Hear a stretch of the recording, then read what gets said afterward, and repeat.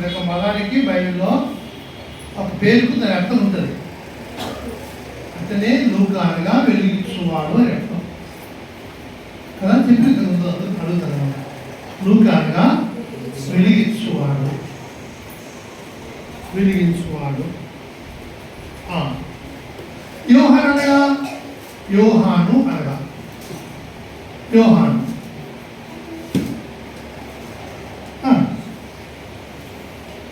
యెహోవా దానము. యోహాను అనగా యెహోవా దానము. యెహోవా కృపగలవాడు. యోహాను పేరునకు యెహోవా కృపగలవాడు లేక యెహోవా దానము. ఎలిజబెత్ అనగా ఎలిజబెత్ చెప్పండి.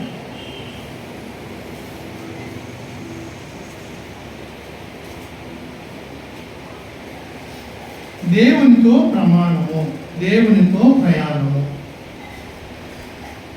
ఎలిజబెత్ అన్నమాటకు దేవునితో ప్రయాణము.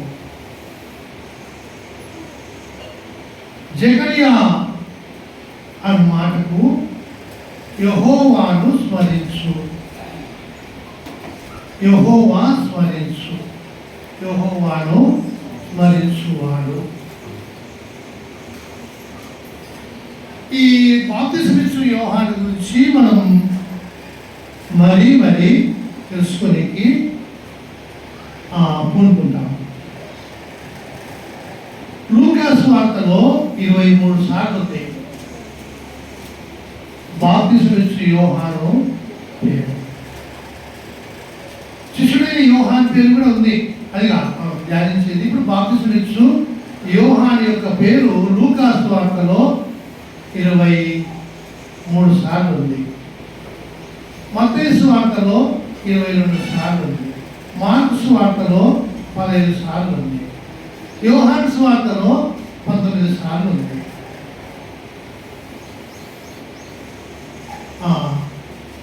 నేనేం మాట్లాడుతున్నానంటే బైబిల్ చదివేటప్పుడు మీకు నేను ఈ యొక్క లూకా సువార్త ఆరంభం నుండి చెప్తున్నాను. బైబిల్ మీద నీకు మంచి పట్టు ఉండాలి. బైబిల్ మీద నీకు మంచి పట్టు ఉండాలి, చదవాలి. దానికి జ్ఞాపకం పెట్టుకొని ఇది నేను ఏం చదివినాను, ఈ ఉదయకాలంలో ఏం చదివించినాను, నీకు జ్ఞాపకం ఉండాలి. ఇదే ఎందుకు చదివించిన బైబిల్ చేస్తే చాలా మందికి ఇబ్బంది అవుతుంది. కొంతమంది గిల్టీ కాగా ఏదో ఒక రకంగా ఫీల్ అవుతారు. ఆదివారం అయినా ఏదైనా ఎంత తొందర ప్రయాణమైనా బైబిల్ చదివే బయటికి రావాలి. బైబిల్ చదివే నీ పనులు చేయాలి. చదివేటప్పుడు జాగ్రత్తగా చదువుకోవాలి.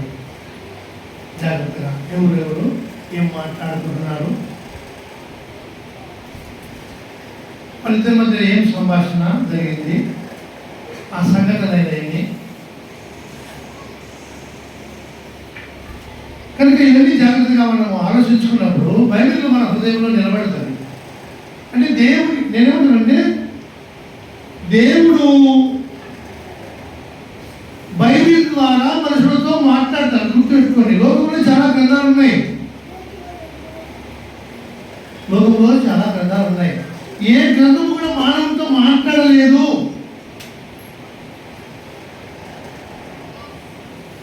బైబిలే, ఈ పరిశుద్ధ గ్రంథమే మానవునితో మాట్లాడుతుంది.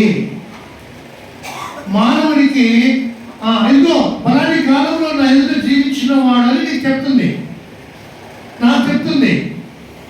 పలాని కాలంలో నన్ను వ్యతిరేకించిన వాడు, నేను నియమించిన సేవకుడు ఎదిరించిన వాడు, నేను నియమించిన కట్టడలను ధర్మమును ఆ యొక్క ఆచారాలను ఉల్లంఘించిన వాడు ఏమైనాడు? లోబడిన వాడు ఆచారాలను ఆ కట్టడలను భయభక్తులతో ఆ నిబంధనలను అనుసరించిన వాడు ఎటువంటి మేలు పొందుకున్నాడు. వెళ్ళి దేవుడు మనతో మాట్లాడుతున్నాడు. దేవుడు తన పరిశుద్ధ గ్రంథం ద్వారా మనతో మాట్లాడతాడు. అందుకే ఇప్పటికీ అంటే ఈ బైబిల్ అప్పడమైనంత ఏ గ్రంథాల్లో అప్పడవు, ఏ పుస్తకాల్లో అప్పడవు. కనుక పరిశుద్ధ గ్రంథం మనం ఏదనుకుంటున్నాయేమో ఇది నేను బాగు చేసేది, నీ జీవితాన్ని, నీ బతుకును కట్టేది, నేను గొప్ప చేయాలంటే వాక్యం గొప్ప చేస్తుంది. ఎట్లా? నీ తరతరాలకు నేను నిలబెడుతుంది వాక్యం. నీ తరతరాలకు నీ కుటుంబాన్ని నిలబెట్టుకుని వస్తుంది. కనుక బైబిల్లో ఎంతో జాగ్రత్తగా చదవాలి. ఇది మనము యోహాను గురించి కొన్ని మాటలు చదువుకుంటాం. మొదటి అధ్యాయంలో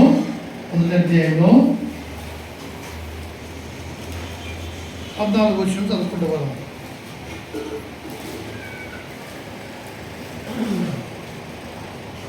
చదవండి.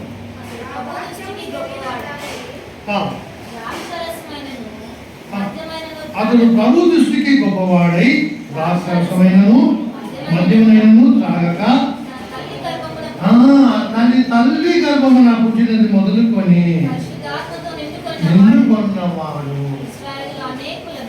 ఎందుకు పై యొక్క మద్యం తాగితే ఏమవుతుంది?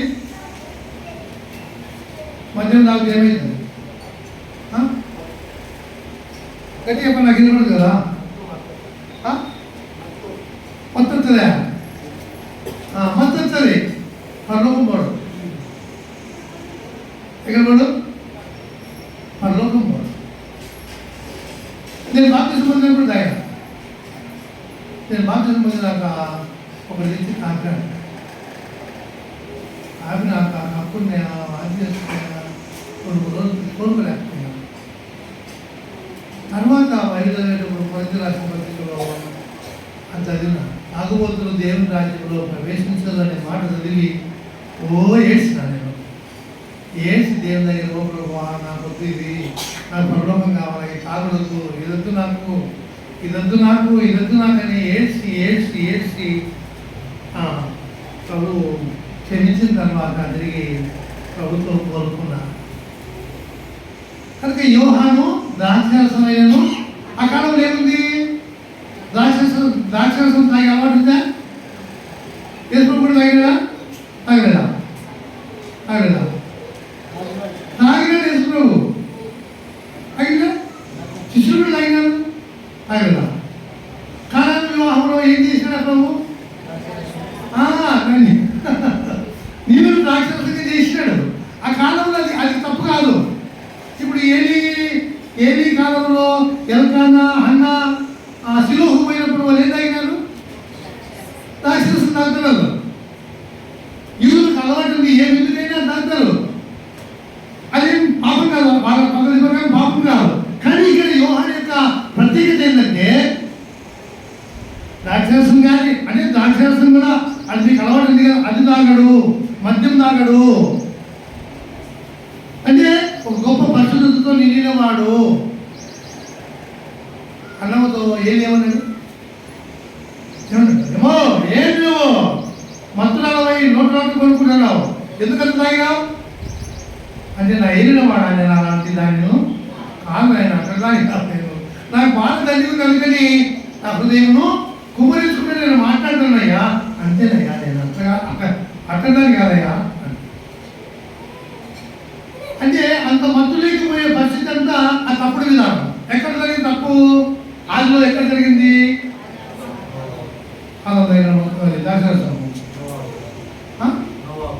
Very good. నోవాహు తాగినాడు. నోవాహు తాగిన తర్వాత ఒక కొడుకు శాపగ్రస్తుడు అయిపోయినాడు. నోవాహు ద్రాక్షతో విస్తారంగా పండించినాడు. ద్రాక్షము తాగినాడు, మత్తుడై పడుకున్నాడు. తన ఒంటి మీద ఉన్న పంచి తొలగిపోయిన, వస్త్రం తొలగిపోయిన దిగుబడుగా ఉన్నాడు. కనుక తను పంట పండించుకుని తాగేది నేర్చుకున్నాడు, మత్తుగా పండుకునేది నేర్చుకున్నాడు. పిల్లలకు ఏం చెప్పాలా నేర్చుకోలే. పిల్లలకు ఏం బోధించాలా? అరే మనం ఎంత భయంకరమైన ఆ ఉగ్రతలో తప్పించాలా దేవుడు, మనం ఎంత పడతారా దేవుడికి నేర్పలే. నోవాహు నేర్పలే పిల్లలకు,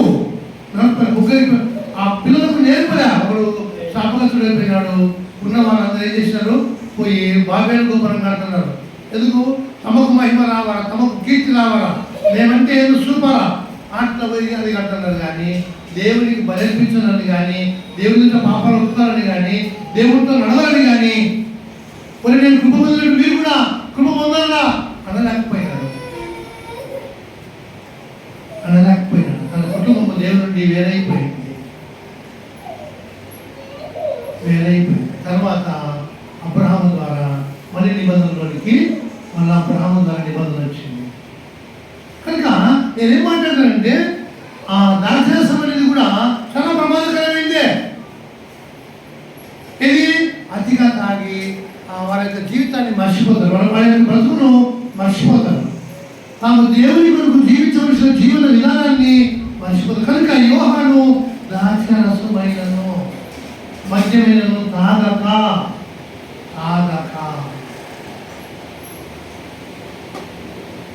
అంటే ఒక ప్రత్యేకమైన వాడు, అంటే ఇందులో ఒక ప్రత్యేకమైన వాడు చూడండి. తన తల్లి గర్భంలో పుట్టిన మొదలుకొని అది ఏం తాగాలంటే ఆత్మతో ప్రభువును సేవించాలి. మద్యం కాదు సేవించాలి, తాగాల్సింది కాదు, ఆత్మను తాగాలి, ఆత్మను సేవించాలి, దేవుని ఆత్మతో నిండుకోవాలి కదా. మరి ఫుల్లుగా తాగాలంటారు. అంటే వాడు ఏం చేశాడు? ఎన్నుకున్నాడు. వాడి యొక్క శరీరంలో ప్రతి యొక్క అవయవం కూడా దాని వశంలో ఉంది. అది ఎట్లా నడుస్తాడు కదా. ఎక్కువ తూగుతాడు, ఊగుతాడు, కింద పడిపోతాడు, ఏం మాట్లాడతాడో వాడికి అర్థం కాదు కదా. అయితే పుట్టినది మొదలుకొని దేంతో నిండుకున్నాడు? అది విశ్వాసి నిండుకోవాల్సింది. విశ్వాసి నిండుకోవాల్సిన విధానం. విశ్వాసి ప్రభువులో ఒకడు నీతి మూలముగాను ఆత్మ మూలముగాను జన్మించిన తర్వాత పరిశుద్ధ ఆత్మతో నిండుకోవాలి. దేవుడు నీకు ఇచ్చిన వరమది.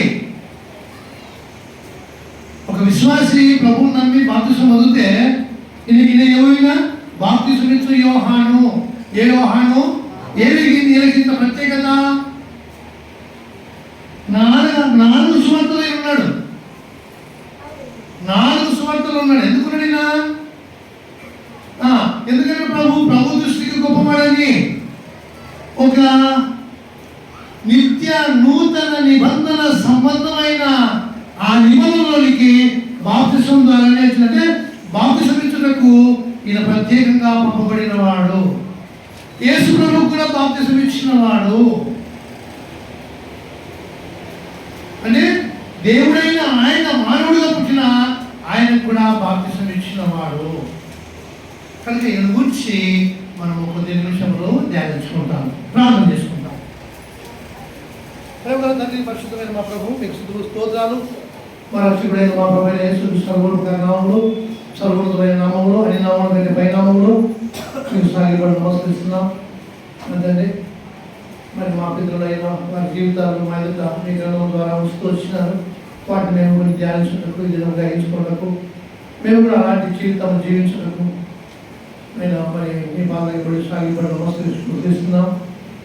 ప్రభా, మరి నీ దాని నాయందు కనికరపడి మరి సమయంలో వాళ్ళ బాధలకై నాయందు మా ఎందు కనికరపడి అవును ప్రభా, నన్ను మమ్మల్ని ప్రేమించి ప్రభా నీ పరిశుద్ధమైన నామమందు, ఘనమైన నామమందు, గొప్ప నామమందు, సర్వోపకరమైన నామమందు ప్రభా నీ దాసుని బలపరిచి ప్రభా నీ పరిశుద్ధ ప్రోక్షణ నుంచి యేసుక్రీస్తు నామమున కీర్తిగా మీరేం మాట్లాడమని మీ పరిశుద్ధాత్మ ద్వారా మాట్లాడమని తండ్రి. మరి మేము మా ప్రభుత్వ ఐక్యత పొందుటకై మమ్మల్ని మీ వాక్యములతో అట్లు ప్రేరేపించుట కొరకై, మేము క్రీస్తులో ఏకమవుట కొరకై దర్శించి దయచు చూపిస్తున్నాను. మీ దయాపర సంకల్పం కొరకై నేను మా అందరిలో నెరవేర్చు కొరకై నేను వాడుతున్నామని మీ పరిశుద్ధాత్మ యొక్క సహాయం, ప్రేరేపణ, నడిపింపు దయచేసి ఈ దీని ద్వారా నీ వాక్యంలో కలిగిస్తున్నాను. నీ కృపామైన కీర్తిగా నీ కళాక్షములు దీనిగా కీటంగా ధరింపు చేసి వాడుతున్నాను.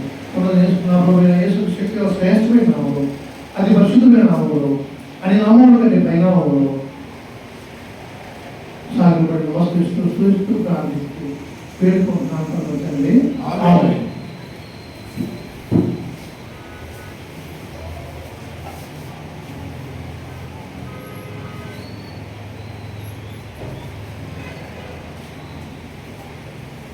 లూకాసు సువార్తలో మాత్రమే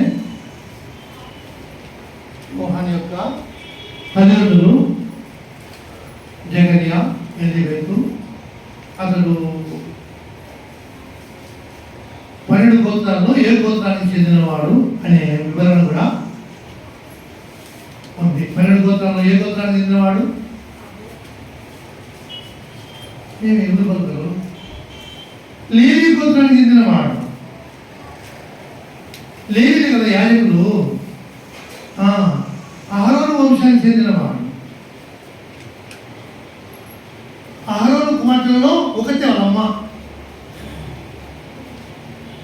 అందులో యాజకులు, ఒక యాజకుని, ఒక ప్రధాన యాజకుని కుమారుడు.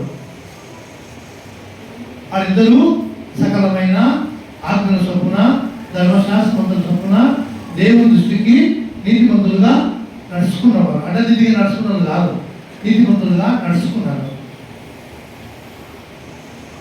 అయితే పరిశుద్ధ ఆత్మతో నిండుకొని పలుకుతున్నాడు. ఎక్కడ ఏ పలుకు పలికినా దేవుని ఆత్మతో పలుకుతూ వచ్చినాడు.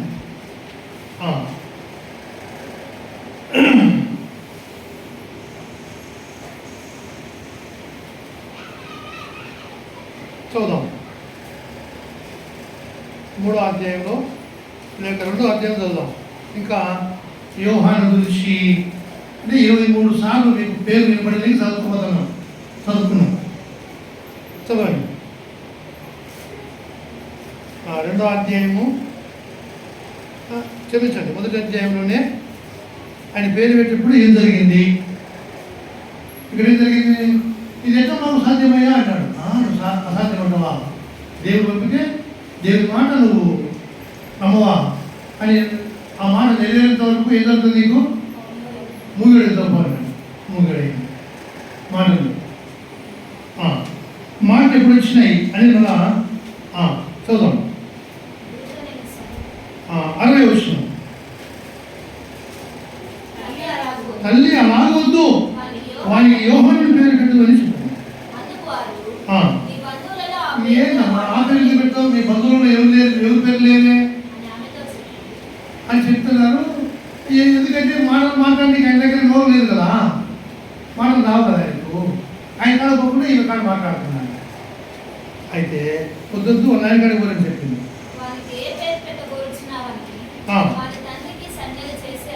అడిగిరి రాసేను, ఆశ్చర్యపడి వెంటనే అతను నోరు తెరవబడి నాలుక సడలించబడి దేవుని స్తుతించు మాట్లాడసాగేను. మరి మనం కూడా నాలుకలు ఉన్నాయి, మనం కూడా ఆరాధించాలనే కలక. అందరూ కొంతమంది ఆరాధించాలే, రక్షణ పొందినారు కానీ ఆరాధించాలి. అందరూ నాలుగు ఉందా లేదా? మరి ఆరాధించాలి కదా, ఆరాధించాలి. నాలుగు ఉంది కదా. అతనికి నాలుగు వచ్చింది, నాలుగు ఆడింది, ఆడిన వెంటనే దేవుడు స్తుతిస్తున్నాడు. కనుక నీ నాలుగు కూడా దేవుడు స్తుతించే నాలుగు కావాలి, నోరు కావాలి నీకు. కనుక ఇక్కడ ఏం జరిగింది? యోహాను అని ఇప్పటికి ఎన్ని పేర్లు, ఎన్నిసార్లు? 3 సార్లు యోహాను యోహాను గుర్తుపెట్టుకుంటామండి. కొందరు మెల్లగా పిక్కేసుకుంటామండి. ఎన్నిసార్లు అని అంతే కదా, 23 సార్లు అని. కనుక ఇక్కడ యోహాను పేరు పెట్టినప్పుడు ఒక అద్భుతం జరిగింది కదా. నోరు వచ్చింది, దేవుడు స్తుతించినాడు, దేవుడు కీర్తించినాడు.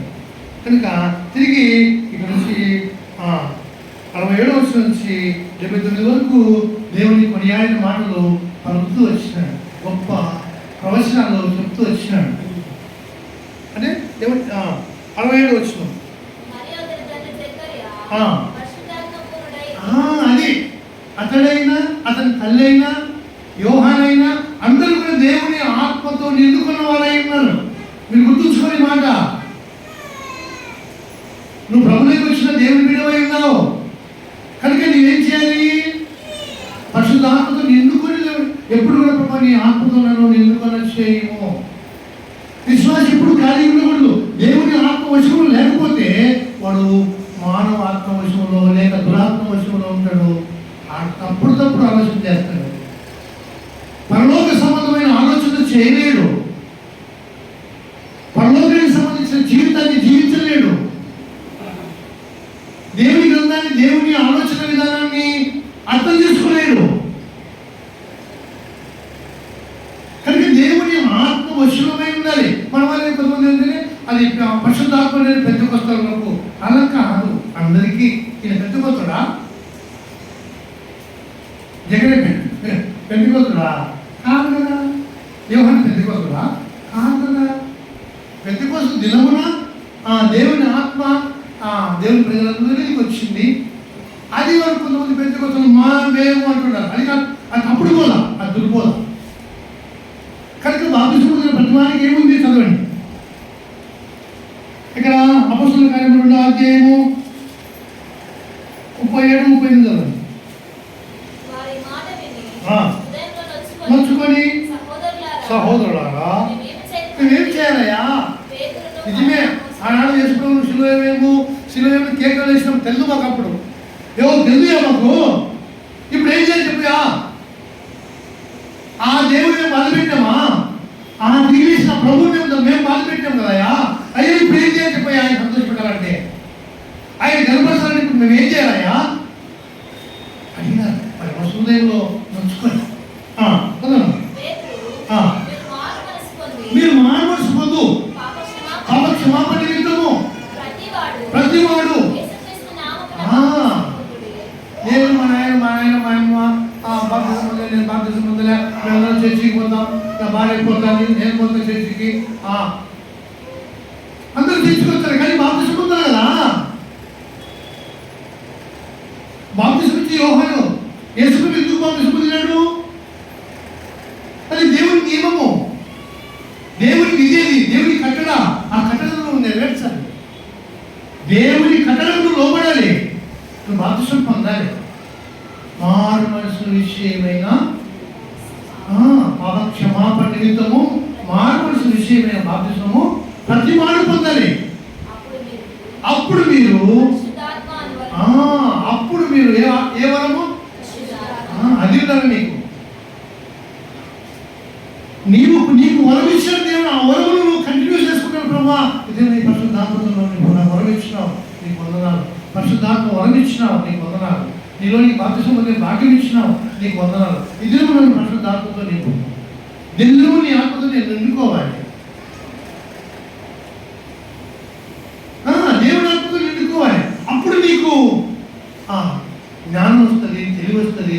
దేవుని ఆత్మ ఏమిస్తుంది అంటే, నేను మూర్ఖుని కదా, మీకు చాలాసార్లు చెప్పినా కదా. నేను కుక్క కంటే హీనమైన వాడిని చాలాసార్లు చెప్పిన. కుక్కకి ఎంత వస్తుంది, ఎంతసేపు జరుగుతున్నాం కదా. అటువంటి గుణం చంచల వస్తుంది, చంచల మనసు గలవాడిని.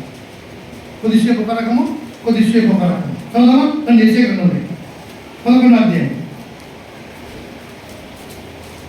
చదవండి.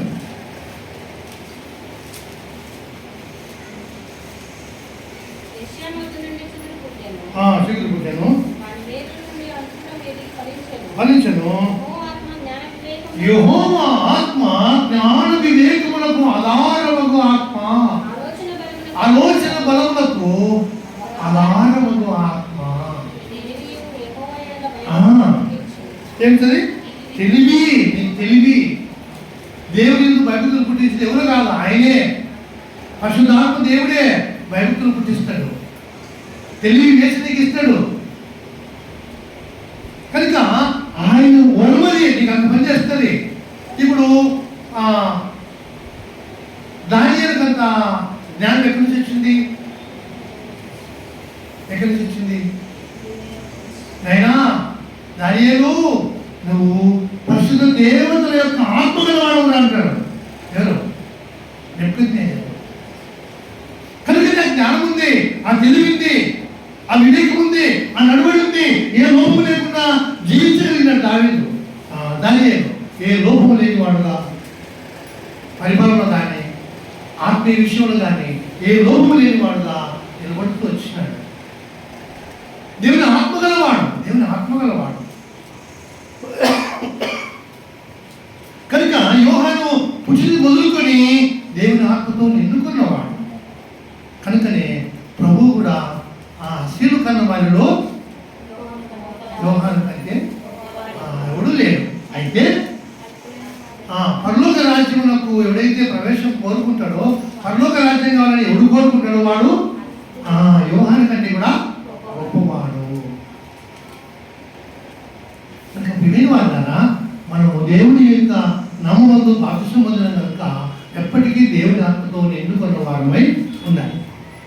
చదువుకున్నాం మూడవ అధ్యాయం చదువుకుంటూ పోదాం. 15వ సంవత్సరమందు యూదయకు పొంతు పిలాతు అధిపతిగాను. ఎంత వివరంగా రాసిన బాగా గమనించాలి. యోహాను లూకా యొక్క వివరణ ఎట్లుంటుందో చూడండి.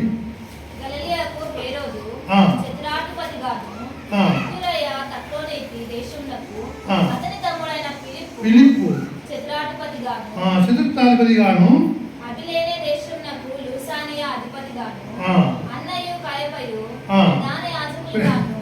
ఎంత బాగా రాసినట్టు ప్రధాన నాయకులు ఎవరున్నారు, అధిపతులుగా ఎవరున్నారు, ఎంత వివరంగా రాసిన చూడండి.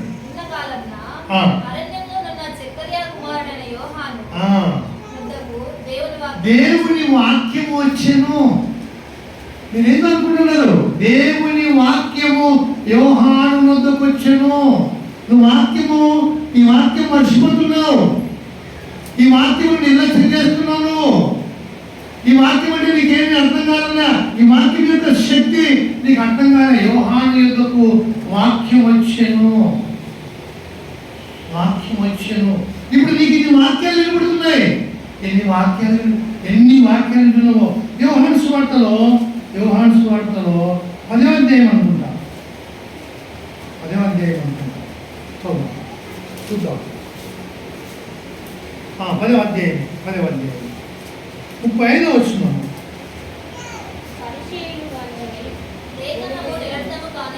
లేఖనము నిరర్థకము కానేరదు. దేవుని వాక్యము ఎవరికి వచ్చెనో వారే దైవములని దేవుని కుమారులు. దేవుని వాక్యము ఎవరికి వచ్చే వాడు దేవుని కుమారుడు. ఇప్పుడు ఈ వాక్యం నీ దగ్గరికి వచ్చింది. ఈ వాక్యం మన దగ్గరికి వచ్చింది. ఈ వాక్యం మనతో మాట్లాడుతుంది. ఈ వాక్యం నమ్మితే నేను దేవుని కుమారుడను, నువ్వు దేవుని కుమార్తెను, నువ్వు దేవుని కుమారుడను. మనమందరం దేవుని కుమారులను, దేవుని కుమార్తెలను. వాక్యమును సాత్వికులతో అంగీకరించి దేవుడు ఈ వాక్యం ద్వారా నాతో మాట్లాడుతున్నాడు. నేను కూడా పరిశుద్ధాత్మతో నిండుకొని బతకాలి, పరిశుద్ధాత్మ వశముల నుండి బతకాలి. దేవుని ఆత్మ చేత నాలో శరీరం చంపుకోవాలి. నేను ఆత్మ సంబంధమైన వారిగా బతకాలి. ఆత్మానుసరమైన మనుషు కావాలి. ఆత్మ స్వభావము నాకు కావాలి. దేవుని ఆత్మ లేకపోతే నాకు ఆత్మ స్వభావము రాదు. దేవుని స్వభావము రాదు. దేవుని స్వభావంలో పాలివాడి కాలేను. కనుక వాక్యం ఏం చెప్తుందండి? వాక్యం ఎందుకు వచ్చింది? సియోనుకి వాక్యం వచ్చింది.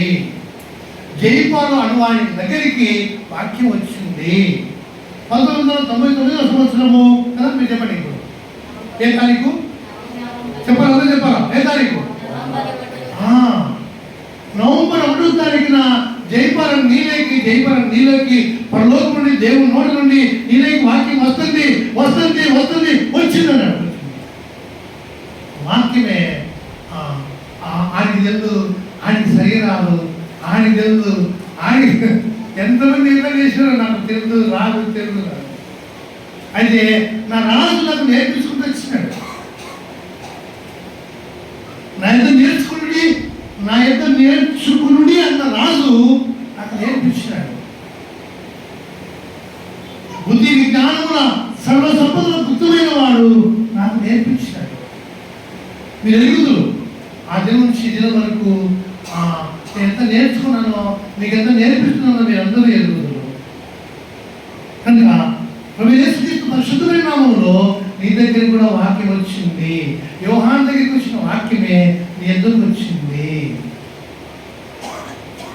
కనుక మనము ఆ వాక్యం వచ్చింది కనుక ఆయన మాట్లాడుతూ వచ్చినాడు. చదువుకున్నాం అదే అధ్యాయంలోనే. ప్రజలు కనిపెట్టుచు, ఆ ఇతడు క్రీస్తు అయి ఉండునేమో అని ఆ అందరిలో యోహానును గూర్చి ఆ తమ హృదయంలో ఆలోచించుకొనుచు యోహాను, ఆ నేను నీళ్ళలో మీకు బాప్తిసం ఇచ్చి యో నేను నీళ్ళు ఇచ్చేవాడయ్యా, మీరేంది యేసు అనుకుంటున్నారా? ఆయన కాదు నేను ఆయన కాదు, ఏదో నీళ్ళలో బాప్తిసం ఇచ్చేవాడిని. ఆయన పరిశుద్ధాత్మలో అగ్నితో బాప్తిసం ఇస్తాడు. ఆయన అగ్ని ఆయన ఆ బాప్తిసం నీకు ఇస్తాడయ్యా.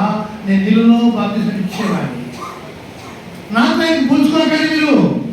అయ్యయ్యో అట్లు కాదు, నేను ఆయన కంటే ముందు వచ్చిన, నేను ఆయనే, యోహానే అని చెప్తున్నాడు. చదవమ్మా. అయితే నాకంటే శక్తిమంతుడు ఒకడు వచ్చి నాకంటే శక్తిమంతుడు ఒకడు వచ్చుచున్నాడు. వచ్చుచున్నాడు. ఆయన ఆయన చెప్పులు వారు ఇప్పటికి కూడా పాత్రుడను నేను కాను. పాత్రుడిగాను యోగ్యుడిగాను. ఆయనకు ఇక్కడ నాకెక్కడ నిర్మాణం. ఆయన దేవుడయ్యా, అనంతమైన దేవుడు. లోకపాపములు మోసుకొని పోవటకు వచ్చిన దేవుడే ఆయన. దేవుని గొర్రెపిల్లగా వచ్చిన ఈ లోకానికి ఆయన. కనుక మనము యేసు ప్రభువును ఎట్లా అనుకుంటామంటే, యోహాను ఎంత గొప్ప గమనించిన అది దేవుని ఆత్మ గలవాడు. ఏం చేస్తాడు? దేవుని ఆత్మ సంబంధమైన సంగతులను గ్రహిస్తాడు. అది చదవండి. యోహాను క్షమించండి, కొరింథీయులకు రాసిన పత్రిక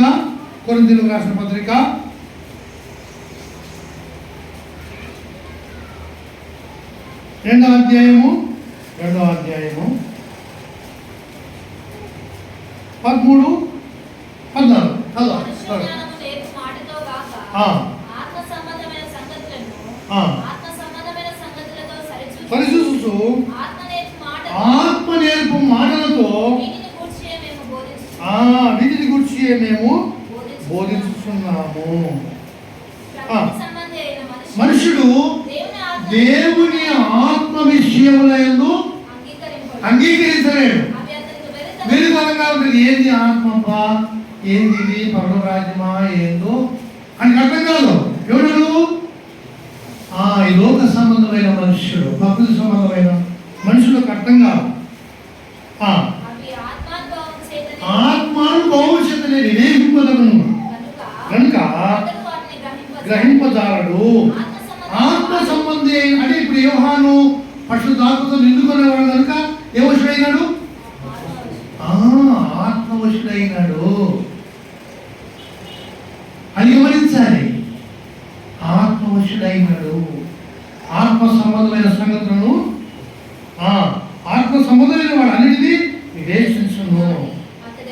ఎవరి చేతను వివేచించబడు కనుక ఆత్మ సంబంధమైన మనుషుడు కనుక వెంటనే ఆయన ఎటువంటి వాడో, ఎంత గొప్పవాడో గ్రహించగలిగినాడు. కనుక యేసు ప్రభువు మనం గ్రహించాలంటే ఆ గొప్ప దేవుని, భూమి ఆకాశమును సృష్టించిన సృష్టికర్తను, ఆ సర్వాధికారిని కదా, ఆ పరలోకంలో ఆ సింహాసనం మీద కూర్చొని కదా, ఎక్కడ కూర్చున్నాడు? పరలోకంలో సింహాసనం మీద కూర్చొని యోహానుతో మాట్లాడుతున్న యోహాను అంటే మాటలు నీకు తిరిగితే సూచే ఆ సింహాసనం మీద కూర్చున్నాడు. అక్కడి నుంచి ఆ సింహాసనము, ఆ దేవతను, ఆ పరిస్థితులు వారు నమస్కరించడం చూస్తే నిజంగా మనకు భయము వరకు పుట్టాలి. అక్కడి నుంచి దేవుడు చూడాలి. ఆయన సింహాసనము అక్కడి నుంచి మనము దేవుని గ్రహించాలి. ఆ సర్వాధికారిని మనం గ్రహించాలి. ఆ సర్వశక్తిమంతుని మనం గ్రహించాలి. కనుక ఎవరు గ్రహించగలిగితే ఆత్మ సంబంధమైన వాడు, ఆత్మతో నిండుకొన్నవాడు, దేవుని యొక్క పరిశుద్ధాత్మను కోరుకొని అందులో నిండుకొన్నవాడు. అంటే ప్రభువైన యేసునందు విశ్వాసం నుంచి మానవుడు పాపక్షమాపణ, ఆత్మ రక్షణ కొరకైన బాప్తిస్మము పొందిన వారు, దేవుని ఆత్మతో నింపబడిన వారు ఈ విషయాలను గ్రహించగలరు. అందరూ గ్రహించలేరు. వెరితనంగా ఉంటుంది. కనుక నీ ఆత్మ క్షేమకరమైన దేవుని మార్గములో దేవునితో నడుస్తుంది. నీ ఆత్మ సదాకాలం మీతో కూడా ఉన్నాను అని సెలవిచ్చిన దేవునితో నీ ఆత్మ నీవు ఆయనతో నడుస్తావు. ఆయన అడుగుల్లో నీ అడుగు పడుతుంది.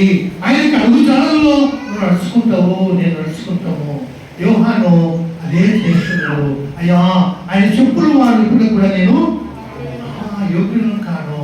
కనుక మనలో ఎప్పుడైనా నీకు అటువంటి ఆలోచన ఎప్పుడైనా వచ్చింది ప్రార్థన చేసేప్పుడు?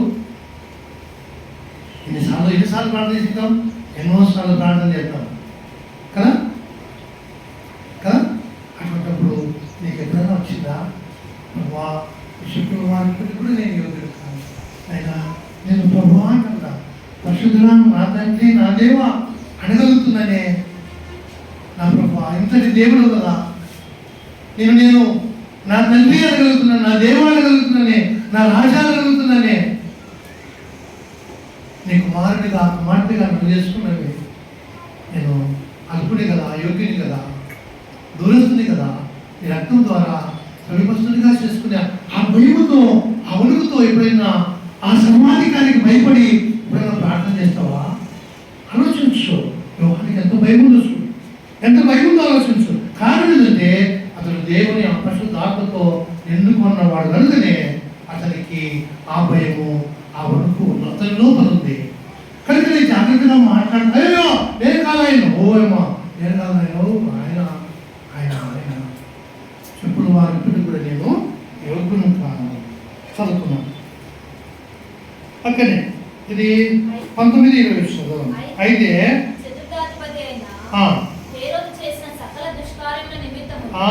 సకల దుష్కార్యముల నిమిత్తము అతని తమ్ముని భార్యను వ్యభిచారం చేసినాడు. హేరోదు బుద్ధిహీనంగా ప్రవర్తించినాడు. బుద్ధి లేని ప్రవర్తన అది.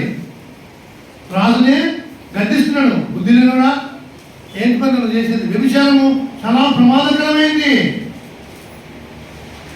దేవుని ఉగ్రత తెప్పించేది మామూలుగా. కనుకనే యోహాను బహిరంగంగా గద్దించినాడు. బహిరంగంగా గద్దించినాడు.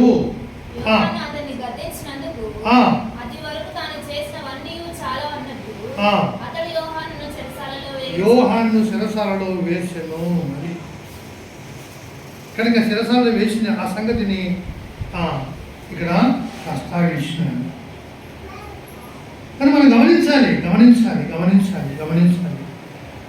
5వ అధ్యాయంలో అక్కడికి కూడా పోదాం. అని యోహాను చూసారా? యోహాను ఎవరైనా వ్యభిచారం చేసేవాడైనా, ఎవరైనా గద్దిస్తాడా? ఎవరినైనా సరే పైన కూడా ఎవరిని వాళ్ళు రాను వాళ్ళు చేయాలి, మేము ఏం చేయాలయ్యా? ఆయన ఏమంటున్నాడు? వచ్చి తన దగ్గర కూర్చొని ఏమంటున్నాడు?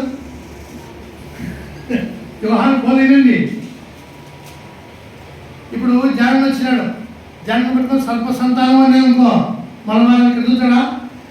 ఓనైనా నీకు దండం తండ్రి, నేను వచ్చే పాము పుట్టాడు రావడం కదా.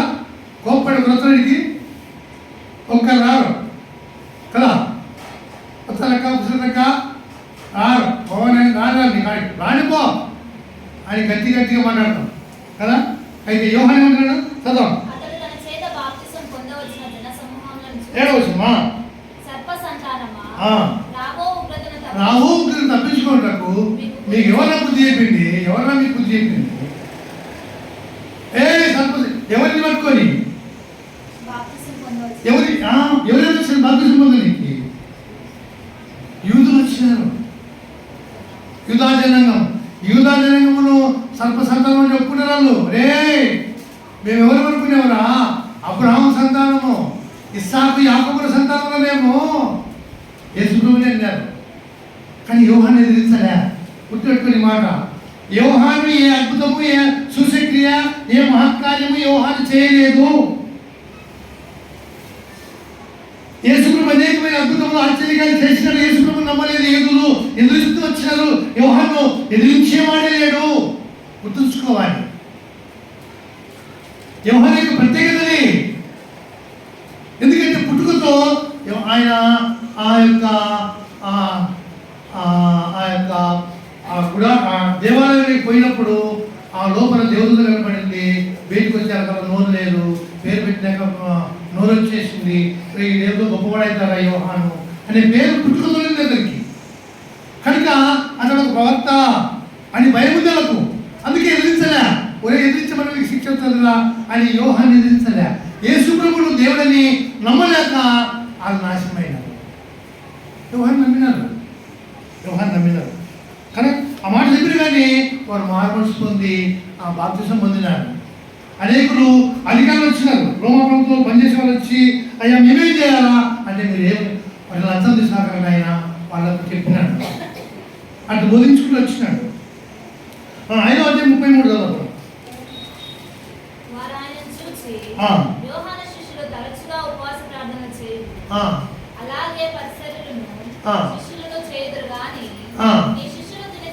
ఈ మాట ఎవరితో మాట్లాడుతున్నారు?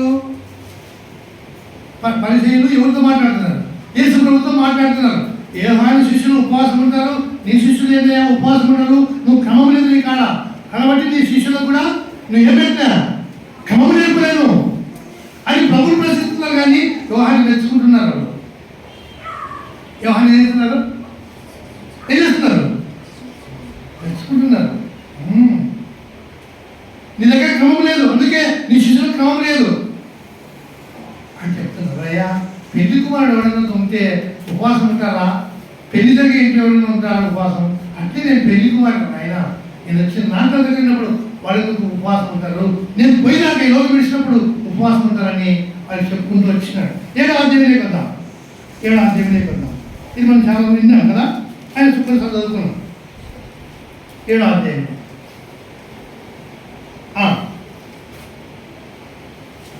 ఇది 18 మాసాలు 18 నుంచి. ఏ సంగతులు? ఈ యొక్క చనిపోయిన ఆమె కుమారుని బతికించినాడు, ఆ యొక్క సైనిక అధికారిని, ఆయా అద్భుతములు ఆయన చేసే సూచనలు అని చూపిస్తూ అని వచ్చి యోహాను చెప్తున్నారు, నువ్వేం చేయలేదే, ఆయన ఏం చేస్తున్నాడే,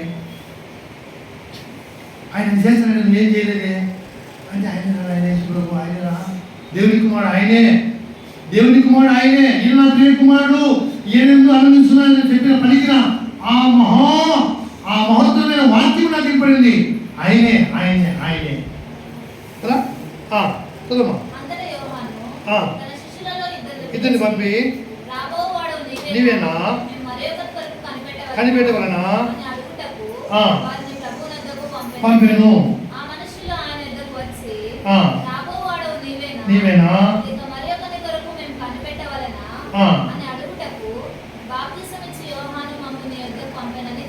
అంటే ఇప్పటికి ఏమన్నా యోహాను ఏమైనాడు? అతని పరిస్థితిని చూసి కుంగిపోయినాడు. ఎందుకు కుంగినాడు? ఎక్కడున్నాడైనా చెరసాలలో ఉన్నాడు. ఏంటి నేను చెరసాల నుంచి విడిపోయాను కదా, ఆయన వచ్చింది చెరలో ఉన్న వారికి విడుదలను, గుడ్డి వారికి చూపు కలుగుటకును, మరి ప్రభు యొక్క హితవస్తులను ప్రకటించడానికి వచ్చాడు కదా, ఆయన నేను చెరసాల నుంచి విడిపోయలేదే అనుకుంటున్నాడు.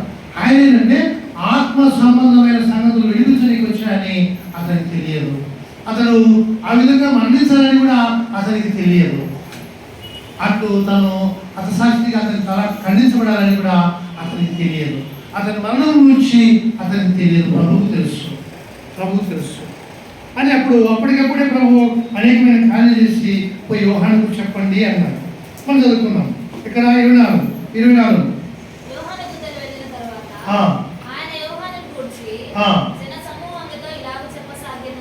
ఇలాగ చెప్పసాగెను. కనుక యోహాను దూతలు వెళ్ళిన తర్వాత ఆయన యోహాను గురించి జనసమూహంతో చెప్పినాడు. యోహాను గురించి మాట్లాడుతున్నాడు. యోహాను చాలా గొప్పవాడయా, చాలా గొప్పగా జీవించినాడు, సభికులు ఒక్క మాటను కూడా సభికులుగా జీవించలేదు. అది సాక్ష్యం. అటువంటి సాక్ష్యమును పాత నిబంధనలు ఎవరు పొందుకున్నారు చెప్పండి? అటువంటి సాక్ష్యం పాత నిబంధనలో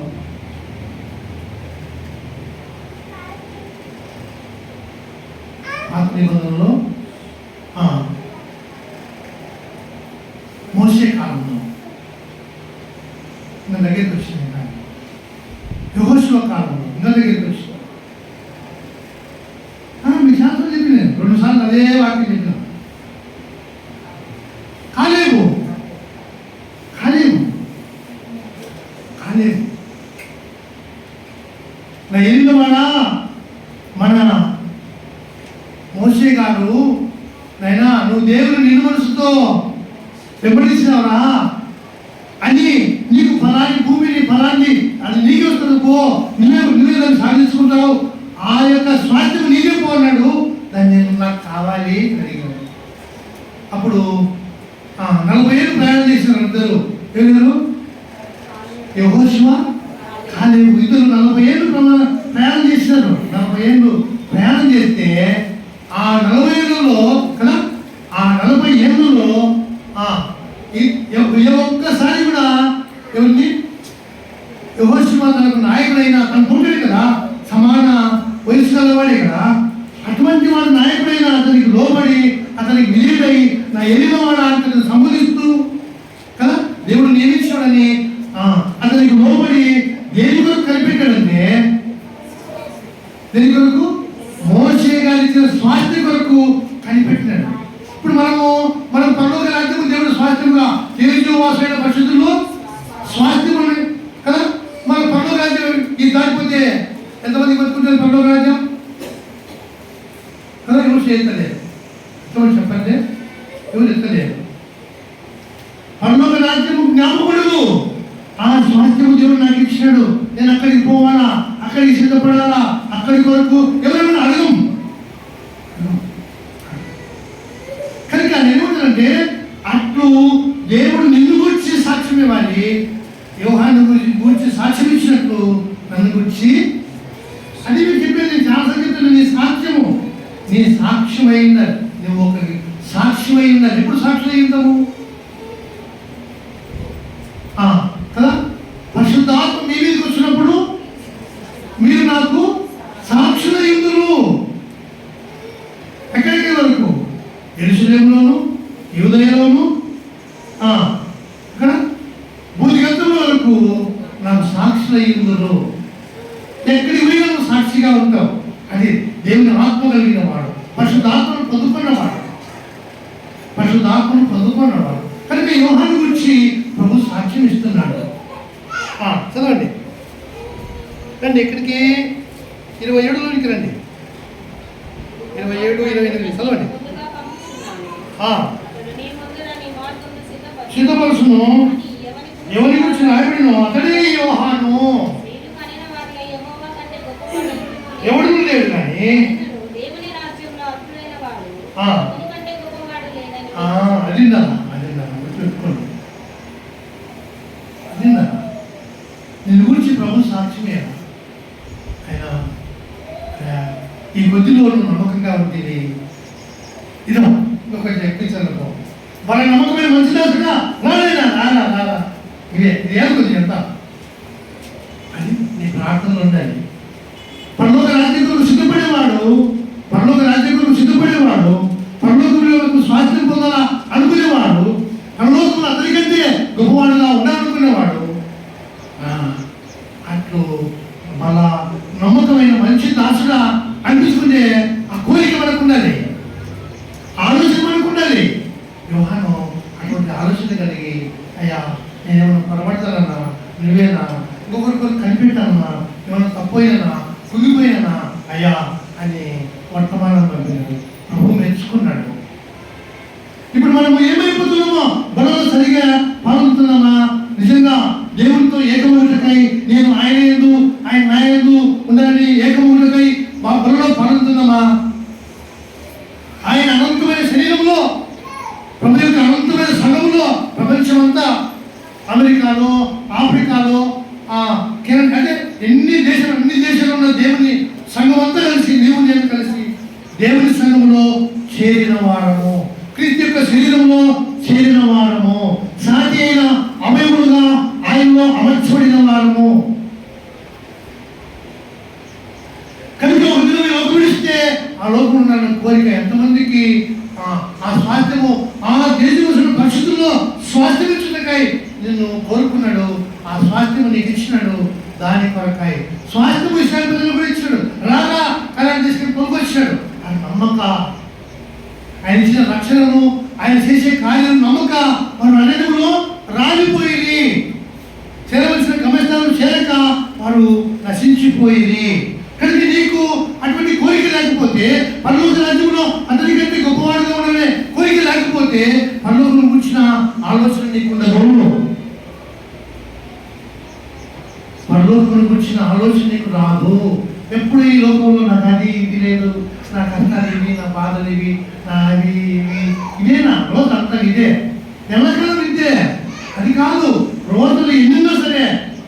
ఇప్పుడు రాజులకు రోజు ఉంది కదా, లేదా రాజులకు ఉంది, పోలేదు, ఆసుపత్రికి పోనీకి లేదు, చూపించుకునేకి లేదు, నానేవాడు లేడు, తినుకునేవాడు లేడు, తాగనేవాడు లేడు, నిలిచేవాడు లేడు, స్నానం చేసుకునేవాడు లేరు, ఎవరు లేరు. కానీ తన ఆత్మను కాపాడుకుంటూ వచ్చినాడు. పరలోక రాజ్యం గురించిన గొప్ప బుద్ధి కలిగిన వాడుగా ఉన్నాడు. పరలోక రాజ్యం గురించిన గొప్ప బుద్ధి కలిగిన వాడుగా ఉన్నాడు. ధర్మవంతుడు పోతా ఉంటే పట్టుకొని మాట్లాడుతున్నాడు, రెండో నువ్వు ధర్మం నమ్ముకాకు, ఇది ఎంతేం రాదు నైనా, పరలోకం ఉంది, అక్కడికి పోవాలి నైనా, పరలోకం ఉంది చెప్తూ వచ్చినాడు. కనుక పరలోకం పోయాక ఎవరు పంపించారు? మోసే పంపుతాను అనొచ్చు కదా, అయ్యా ఆ ఏలియాను పంపుతాను అనొచ్చు కదా, రాజుని పంపుతున్నాడు. రాజుని పంపు వాడే చెప్పింది, నాకు కరెక్ట్ చెప్పింది, ఎవరు చెప్పలేకపోయినారు. ప్రధాన యాజకుడు ఉన్నాడు, శాస్త్రుడు ఉన్నారు, కానీ ఎవరు కూడా పరలోకం ఉంది అని చెప్పలేకపోయినారు. నాకు ఆయన చెప్పాడు, పరలోకం ఉందిరా, ఏ రోజు పొరపాటు పడినా పోతావు అని చెప్పాడు. ఆయనే పంపుయ్యా, నాకు ఇంకా 5 వద్దున్నారయ్యా కింద భూమి మీద పోతానేమన్నా నాశనమై, వద్దుయా ఇక్కడికి వద్దుయా అని వేసినాడు, కేకలు వేసినాడు. కనుక ప్రభువైన యేసుక్రీస్తు నామమునందు, ఘనమైన నామమునందు పరలోకమును గురించిన నీకు ఆ గమనం ఉండాలి. ప్రభు దగ్గరికి వచ్చినావు, ఆయన నీ పరలోక రాజ్యం గురించి ఎన్నో మార్లు మాట్లాడుతున్నాడు. అయితే ఆయన ఏం కోరుకున్నాడంటే, యోహాను కంటే పరలోకములో నీవు నీవు నీవు నీవు మనమందరము గొప్పవారంగా ఉండాలని కోరికతో ఈ మాట మాట్లాడినాడు. అది గుర్తుపెట్టుకో, అది ఆలోచించు. ఆయన ఉద్దేశాన్ని తారుమారు చేయకు. అయ్యా నీ ఉద్దేశ ప్రకారము నన్ను అట్లు యోహాను కంటే గొప్పవారిగా చేసుకో. ఈ వారంలో పోయిన వారం విన్నాం కదా, ఎంతమంది ప్రార్థన చేసింటారు, నన్ను యోహాను కంటే గొప్పవారిగా చేయి నాయన.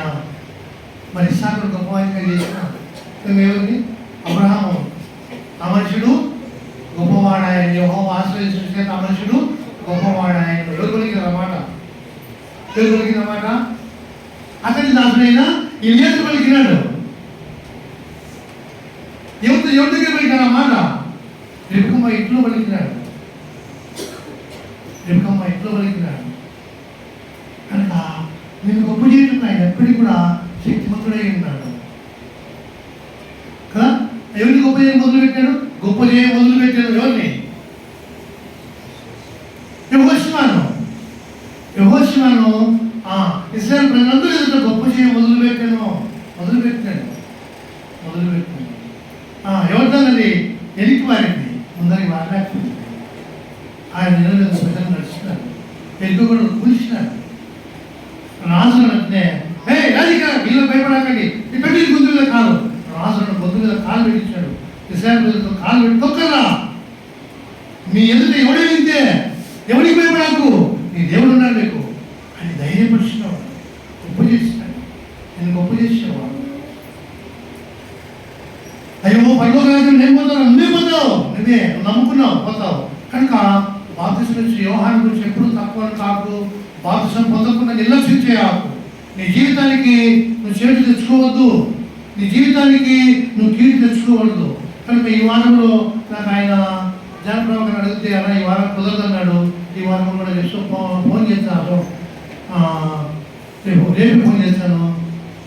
మరి ఆయన ఒప్పుకుంటే పెద్దోగులు బాప్తిసమేనని ఆశపడుతున్నాను. మరి ప్రభు నామంలో అటు బాప్తిసం కూడా సిద్ధపడిన వాళ్ళందరూ సిద్ధపడండి. ఇంకా పూడుకోవడం కూడా దయచేసి పూనుకోండి.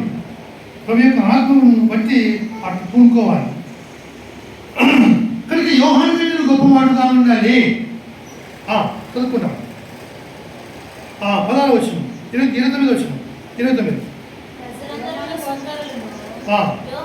యోహాను బోధ విని అతని బాప్తిసం పొంది అతని బోధ నమ్మి, బోధ నమ్మాలి నువ్వు. బోధ నమ్మకపోతే నువ్వు బాప్తిసం పొందలేవు. బోధ నమ్మి పొందాలి, వాక్యం నమ్మి బాప్తిసం పొందాలి. ఇక మీద దేవుని కొరకు బతుకుతా, దేవుని కొరకు జీవిస్తా అనే తీర్మానంతో బాప్తిసం పొందాలి. ఇది 23 ఆత్మ చదవండి. రొట్టె తింటే ద్రాక్షరసం తాగలే. ఏం తిన్నాడు అడవిలో? తేనె మిడతలు తిన్నాడు అంతే. అయితే మిడతలు పెద్ద పెద్ద మిడతలు మంచి బలమైనవి. అక్కడ ఉండే మిడతలు చాలా బలమైనవి, బలమైన ఆహారం. తేనె కనుక తేనె పోవాలా, తెచ్చుకోవాలా, తినాలా. ఆ మిడతలు తెచ్చుకోవాలా, వేసుకోవాలా, కాల్చుకోవాలా, తినాలా. భార్య పిల్లలు లేరు, అందరూ సంసారాల కొరకు, నా పిల్లలు నా కొడుకు, నా బిడ్డలు నా కొడుకు, నాయమ్మ. కానీ యోహాను నిస్వార్థమైన వాడు, స్వార్థం లేనివాడు. స్వార్థం లేనివాడు కనుక యోహాను గురించి మీరు అంటారు, తినలే తాగక ఉంటేవాడు ఏమన్నారు? దయ్యం పట్టినారు. తినకపోతే తాగకపోతే దయ్యం పట్టారు. తిని తాగకపోతే ప్రభుని ఏమంటున్నారు? వీడు తిరిగిపోతే ప్రభుని అనేది. ఎట్లా చేయాలి చూడండి, ఎట్లా మాట్లాడుతున్నారు లోకం ఎట్లా తింటే ఏమంటున్నాను? దయ్యం పట్టు. ఏం తింటున్నాడు? దయ్యం తిన్నట్టు అనేది. తింటే తిరిగిపోతాడు. ఏం చేయాలి మనుషుడు? అట్లా మాట్లాడతారు లోకం. కనుక అట్లా నేను ప్రభు నా ఉన్నప్పటికీ ఎన్ని 17 అయినాయి. Very good. ఎవరు బాగా రాస్తారు కదా? Very good. చదువుకున్నాం. 7వ అధ్యాయంలో చదివారు కదా? 9వ అధ్యాయం కదా? 9వ అధ్యాయం నేనేమంటానంటే యోహాను గురించి లూకా ఎన్నిసార్లు రాసినాడు? ఎందుకంటే రాసినాడు? యోహాను అయ్యా గుర్తుంచుకోండి, బాప్తిసం ఇచ్చే యోహాను మన జీవితంలో ఎంతో మాదిరికరమైన వాడు. బాప్తిసాన్ని కొత్త నిబంధనలకు బాప్తిసం చాలా ప్రాముఖ్యమైనది. బాప్తిసం పొందకుండా నువ్వు దేవుని పిలువ ఎలాంటి కాలేవు. దేవుని కొరకు మేలు లక్ష్మి. నువ్వు ఎంత దేవుని ఖర్చు పెట్టినా నువ్వు పరలోక రాజ్యం పోవు. నువ్వు నమ్మి బాప్తిసం పొందినప్పుడే రక్షణ పొందుకుంటావు. చదువుకుంటావు. 9వ అధ్యాయం 7వ వచనం.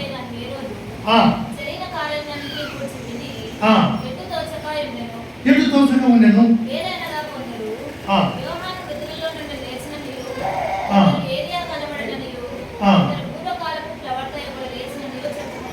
ఎవరనుకుంటారు ఈ మాట? ఇప్పటికి 17 కాదమ్మా, ఇప్పటికి 20 అయినాయి. 20 సార్లు అయింది. యోహాను యొక్క పేరు 20 సార్లు. ఏమంటున్నారు ఇక్కడ?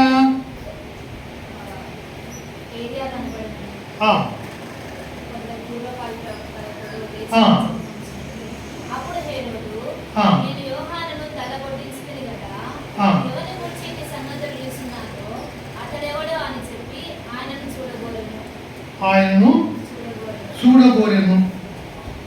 ఎన్నో వచ్చిన మరి 9:7 కదా? Very good. అంటే యోహాను ఏం చేస్తున్నాడు ఇక్కడ? యోహాను గురించి రాజు ఏమనుకుంటున్నాడు? రాజు హృదయంలో ఆ రాజే గారు తల ఖండించింది. బాగా వినాలి. ఆ రాజే గారు నరికింది, తల కుట్రపడింది. ఎవరు రాజే కదా? ఆ నరుకులు వచ్చినారు, చనిపోయాడు ఆయన కళ్ళలో చనిపోయి. కానీ ఇప్పుడు ఏమన్నా యేసుప్రభుని గురించి ఎవరైనా మాట్లాడితే ఏమనుకుంటున్నాడు? యోహాను లేచినాడేమో. అంటే యోహాను అంత పరిశుద్ధులని ఎవరు తెలుసు? హేరోదుకు తెలుసు. గుర్తుంచుకోండి, నీ ఇరుగు పొరుగు వారికి, నీ భార్యకు నువ్వు పరిశుద్ధులవో కాదో తెలియాలి. నీ భర్తకు నువ్వు పరిశుద్ధాలవో కాదో తెలియాలి. నీ జీవితము, నీ పవిత్రమైన జీవితము నీ ఇరుగు వారికి తెలియాలి. మన దగ్గర ఏం తెలుస్తుంది? మన కోపాలు తెలుస్తాయి, మన అబద్ధాలు తెలుస్తాయి కదా, మన కుయుక్తి తెలుస్తుంది దినానికి. అది కాదు తెలియాల్సింది కదా. టీవీ చూస్తుంటే ఇప్పుడు మీ ఇంట్లో టీవీ ఎప్పుడు గుయ్యి అంటుంది అనుకో, పక్కన వాళ్ళకి ఏం తెలుస్తుంది? వాళ్ళ ఇంట్లో ఎప్పుడు టీవీ గుయ్యి అని తెలుస్తారు. వాళ్ళు టీవీ ఎప్పుడు ఆఫ్ చేస్తారు. వాళ్ళ ఇంట్లో టీవీ ఎప్పుడు ఆడుతూనే ఉంటుంది కదా. ఇవి తెలుసు కనబడతాయి ఎలుగు పురుగులు. మన కోపము, మన అబద్ధాలు, మన శరీరతనము అందరికి కనబడతాయి ఎలుగు పురుగు వాళ్ళకి. కానీ యోహానుకి కనబడదా? యోహానుకి కనబడలేదండి. బాప్తిసం ఇచ్చి యోహాను లేచినాడా ఎట్లది అని యేసు ప్రభువు అనుకుంటున్నారు. చదవమ్మా.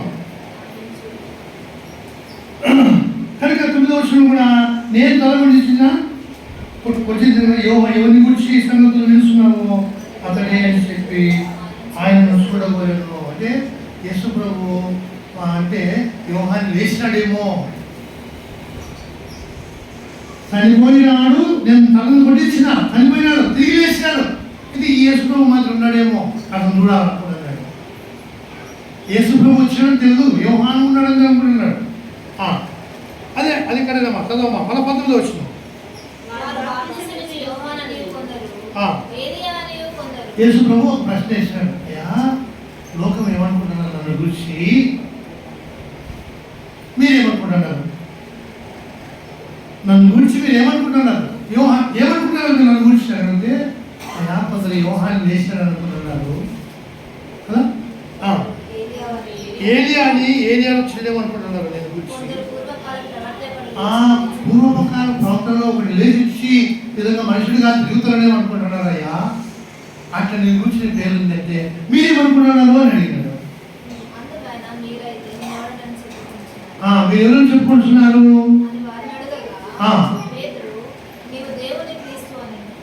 కనుక శిష్యులకు ఏమన్నారు? ఈయన దేవుడి కుమారుడైన క్రీస్తు అని నమ్మినారు.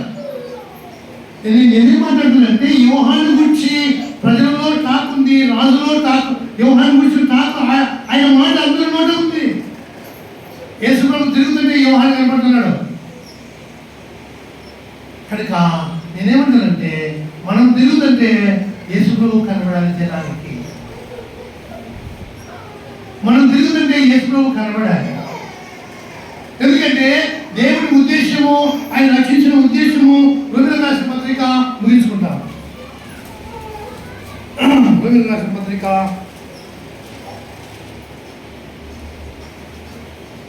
1 క్రీస్తు యొక్క సారూప్యంలోనికి మార్చుట కొరకైన ఆయన సంకల్పము గురించి మనము జ్ఞాపకం చేసుకున్నాం. 8వ అధ్యాయంలో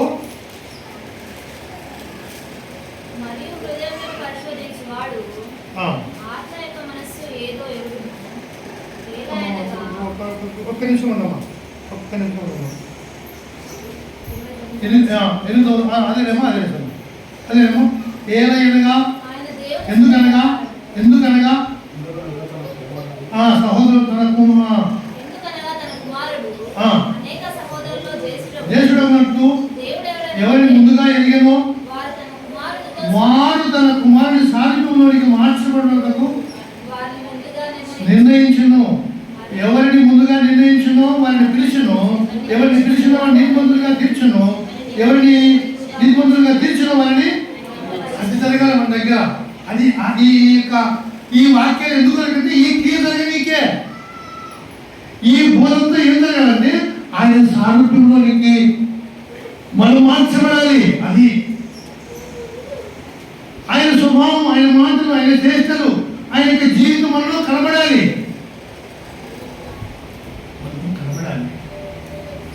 అట్టి జీవితాన్ని దేవుడు నీకు నాకు ఇష్టకై ఆయన కోరుకున్నాడు. అది జరగాలి. ఇన్ని వాక్యాలు వింటే నీ దగ్గర మార్పు జరగాలి. ఆయన సారూప్యంలోనికి మనం అంటే మన స్వభావము మార్చబడాలి, మన రూపాంతరం చెందాలి, మార్పు చెందాలి. దేవుడు నేను మహిమపరచాలి. ఎవరిని ముందుగా పిలిచినో కదా, ఎవరిని పిలిచినో, ఎవరిని నిర్ణయించినో వారిని పిలిచినో, ఎవరిని పిలిచినో నీతిమంతులుగా తీర్చను, ఎవరు నీతిమంతులుగా తీర్చను వారిని మహిమపరిచను. దేవుడు ఇవి జరగాల. ఇవి జరగకుండా నేను మందిరానికి వచ్చినా పోయినా నేను అది ఇది మందిరంలో అనుకుని పొరపాటు పడద్దు. కనుక దేవుడి కార్యము నీలో నాలో జరుగుతూ రావాలి. అది యోహానులో జరుగుతూ వచ్చింది. ఆయన గురించి అంత గొప్పగా అనుకుంటున్నారు. చదువుమా, చదువుదాం. 11:1 కదా, అయిపోయింది ముగిస్తాం. 11 మొదటి వచ్చి 11 మొదటి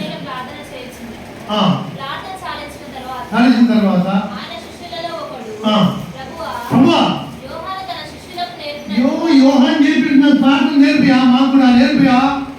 మనం ఎవరు అడగం కదా, నాకు నేర్పు ప్రభా అని ఎవరో మనం మా ప్రార్థన వస్తుంది కాబట్టి మేము చేస్తాం అంతే. నాకు వచ్చి ప్రార్థన చేసింది, నేను చేస్తాను.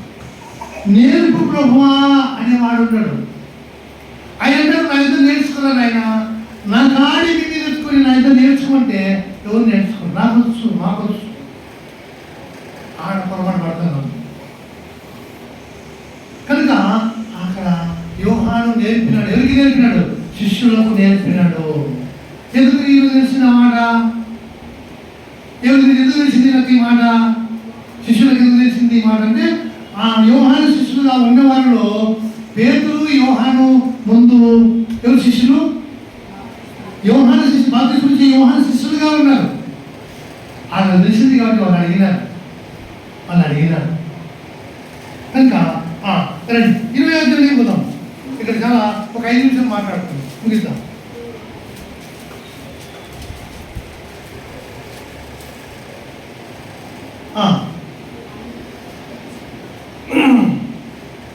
ఇక్కడ బాగా ప్రభు ప్రశ్న వాళ్ళు వచ్చారు. యేసు ప్రభు,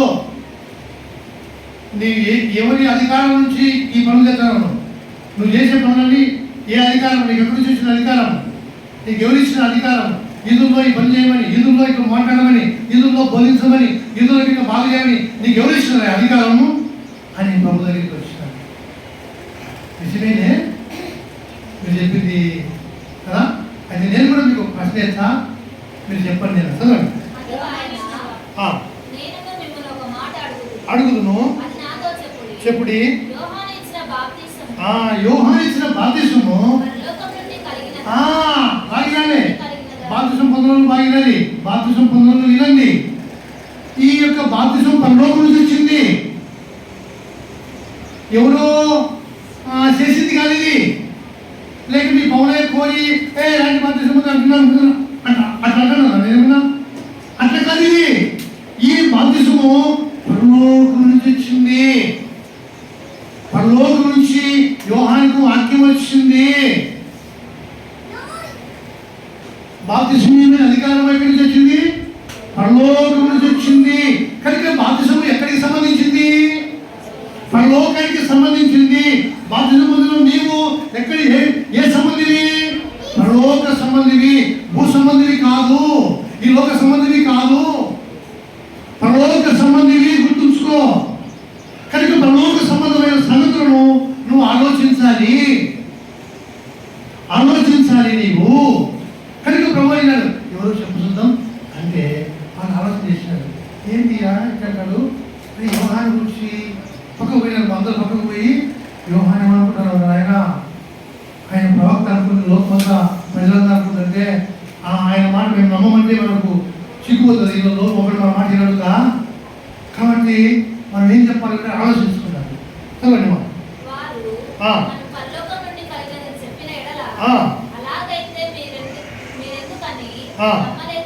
ఎందుకు నమ్మలే మీరు? నిజమైన పరలోకం నుంచి అంటున్నారు మీరు, మరి మీరు ఎందుకు నమ్మి బాప్తిస్మం పొందలే అని మమ్మల్ని అంటారు కదా.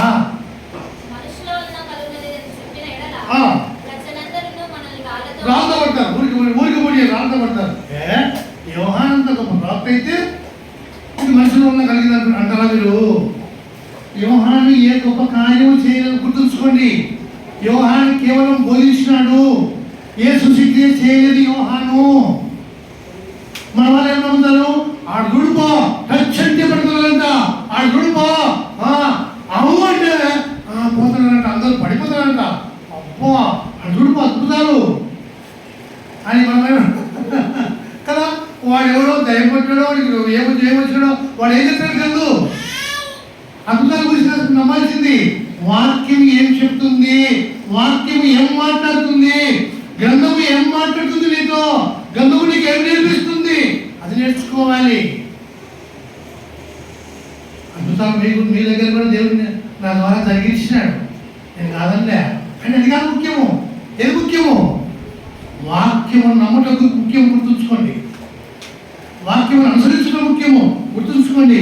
వాక్యము నడుచుకుంటూ అదే అది జీవితము, అదే క్రైస్తవ జీవితం. కనుక యోహాను ప్రవక్తని అందరూ రుడిగా నమ్ముతున్నారని ఆలోచించుకొని అది ఎక్కడి నుంచి కలిగిందో మాకు తెలియదని మొండి మాటలు మాట్లాడారు. చూసారా? మాకేం చూసాయా ఎక్కడి నుంచి వచ్చిందో మాకు ఎందుకు అన్నారు. మొండి మాటలు మాట్లాడారు కదా. అంత తెలిసి మొండి మాటలు మాట్లాడారు కొంతమంది. అట్లుంటే కాదు, అటు శాస్త్రం మాటని పరిశీలన మధ్య ఉంటే పరలోకం పోగొట్టుకుంటావు. పరలోకం రాదు మొండి మాటలు మాట్లాడితే. కనుక వాక్యం నమ్మి అది పరలోకం నుంచి వచ్చింది, ఆ బాప్తిసం నాకు కావాలి, బాప్తిసం పొందుకో. బాప్తిసం పొంది నీవు ప్రభుతో ఆయన స్వరూపంలోనికి మార్చబడు. అందుకొరకే ఈ వాక్యాలు యోహాను గురించి ఇన్ని మాటలు 23 సార్లు ఉన్నాయి. తెలుసుకొని నీవేనాట 23 సార్లు ఉన్నాయి. తెలుసుకుని తీసేసుకున్నారా? 23 సార్లు ఉన్నాయి. 23 సార్లు ఉన్నాయి. నేనేమో ఎందుకు మాట్లాడతానంటే బైబిల్ చదవండి. చాలా మందికి తప్పుడు అర్థమైందంటే నువ్వు సేవకుడు కాబట్టి చదువుతావు మాకేమందా, నువ్వు బోధించాలి కాబట్టి చదువుతావు మాకేమందా. నువ్వు బైబిల్ చదవకపోతే దివారాత్రము ధ్యానించకపోతే ఆడు ఎండిపోతాడు. ఎవరు? విశ్వాసి ఎండిపోతాడు. అతను ఆకు వాడక తన కాలం ముందు ఫలమిచ్చు చెట్టు వలె ఉన్నాడంటే వాడు దివారాత్రము దాన్ని ధ్యానిస్తాడు. అతడు చేయడంతా సఫలం కావాలంటే వాడు వాక్యమును ధ్యానిస్తాడు. గుర్తుంచుకోండి. నువ్వు చేసేది సఫలం కావాలంటే వాక్యమును నమ్మాలి, వాక్యమును ధ్యానించాలి, వాక్యానికి లోబడాలి, వాక్యమును అనుసరించాలి. కనుక దేవా నీ యొక్క ధర్మశాస్త్రము నాకు ఎంతో నెమ్మది కలగజేసింది. దాన్ని చదివితే, దాన్ని ధ్యానిస్తే, దాన్ని అనుసరిస్తే నీకు ఎంతో నెమ్మది. చెప్పని అసఖ్యమును మహిమాయకును సంతోషం అక్కడి నుంచి వస్తుంది. కనుక ప్రభు యేసుక్రీస్తు నామం పేరిట అందరిని వేడుకుంటున్నాను, ప్రాధేయపడుతున్నాను, అర్థనాడుతున్నాను. యోహాను కంటే గొప్పవారంగా నేను పరలోకంలో ఉండాలి. అది దేవుడు కోరుకుంటున్నాడు. మనందరం విషయంలో దేవుని బిడ్డలందరము మనం అట్టు ఉండాలి. అటువంటి అడుగులు మనం వేయాలి. ఆత్మీయంగా ప్రసూతకై ఆత్మీయంగా నడక మన విధానము అటుండటకై అటువంటి ఆ యొక్క యోహాను జీవించిన అడుగు జాడల్లో ఎవరు చూసినా యోహాన్ ఇజ్రాయెల్ ప్రజలందరిలో యోహాన్. కనుక నేను సంఘంలో దేవుని యొక్క ప్రజల మధ్య, దేవుని యొక్క సంఘమంతట్లో, ప్రపంచమంతట్లో నన్ను గురించి దేవుడు ఇట్లు మాటలు అనుకో, అటు కోరుకో, అట్లే అగునుగా కాకడ. నువ్వు కోరుకో అమ్మా, నువ్వు కోరినట్లే అగునుగాక అంటాడు ఆయన. ఆయన అంటాడు అట్లే అంటాడు. కనుక అటు పరలోక రాజ్యం కొరకైనా గొప్ప నిశ్చయత, యోహాను వంటి గొప్ప నిశ్చయత. తను ఏమన్నా పొరపాటు పడతానేమో, తప్పిప్పుడు అయితేనేమో, దాన్ని తప్పతానేమో. అయ్యా నువ్వేనాయా వేరే కూడా కనిపెట్టామా. తను జాగ్రత్త పడుతున్నాడు. కుంగిపోయినప్పుడు కూడా జాగ్రత్త పడుతున్నాడు. కుంగిపోయి నేను పరలోక రాజ్యంలో మంచి స్థితి పొందలేనేమో జాగ్రత్త పడుతున్నాడు. కనుక ప్రభు యేసుక్రీస్తు నామం పేరిట మనమందరము అట్లు పరలోకములో అందరికంటే గొప్పవారుగా ఉండటకై మనం కదా పరిశుద్ధ ఆత్మతో ఎన్నుకున్న వారమై ఉండాలి. తల్లి యోహాను యొక్క తండ్రి వారందరూ పరిశుద్ధ ఆత్మతో ఎన్నుకున్నారు. యోహాను కూడా దేవుని ఆత్మతో ఎన్నుకున్నవాడు. మనకు కూడా వరమిచ్చిన దేవుడు వరమేదేనా వరమిచ్చినాడు. బాప్తిసం ప్రతి వారికి వరమది. కనుక నీవు కూడా ఆ పరిశుద్ధ ఆత్మను వరముతో ఎన్నుకున్న వాడవై దేవుని కొరకు జీవించి పరలోకంలో అతని కంటే గొప్పవాడుగా నువ్వు దేవుని ఎదుట కనబడాలని దేవుడు కోరి మనకి వాక్యాలు రాస్తున్నాడు. ప్రార్థన చేసుకున్నాం. దయచేసి కొందరు కళ్ళు మూసి మోకరించి ప్రార్థన చేయండి.